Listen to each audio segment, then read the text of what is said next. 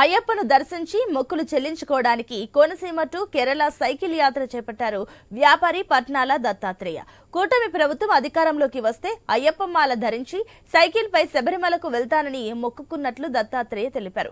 కూటమి నాయకులతో కలిసి అంబేద్కర్ కోనసీమ జిల్లా చాకలిపాలెం దగ్గర జెండా ఊపి సైకిల్ యాత్రను ప్రారంభించారు. ఎమ్మెల్యే గిడ్డి సత్యనారాయణ సైకిల్ యాత్ర 15 రోజుల పాటు 1450 కిలోమీటర్లు సాగనుంది.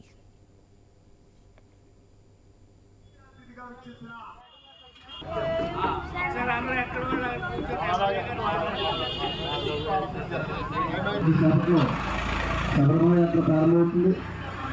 50 మంది భక్త మహాశైలు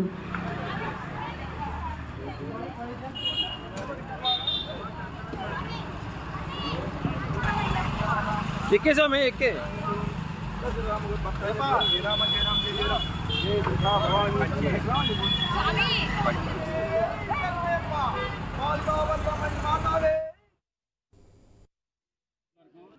మండలంలో వార్డు చెందినటువంటి పట్నాల దత్తాత్రేయ అన్న బృందం వీరు ఎలక్షన్ సందర్భంగా ఈ రాష్ట్రంలో ఉన్నటువంటి కొత్త పరిపాలన పోవాలి, జగన్ పరిపాలన అంతమందించి కొత్త పరిపాలన అంటే కూటమి ప్రభుత్వం కావాలి. కూటమి ప్రభుత్వం వస్తే నేను తప్పనిసరిగా కేరళలో ఉన్నటువంటి శబరిమలకి వెళ్ళి ఆ దేవుని దర్శించుకుని మా మొక్కుబడి తీసుకుంటాము అని మొక్కుకున్నటువంటి పట్నాల దత్తాత్రేయ అన్న బృందం వీళ్ళు సైకిల్ మీద 1400 కిలోమీటర్లు సైకిల్ మీద వెళ్ళడానికి అనుకున్నారు.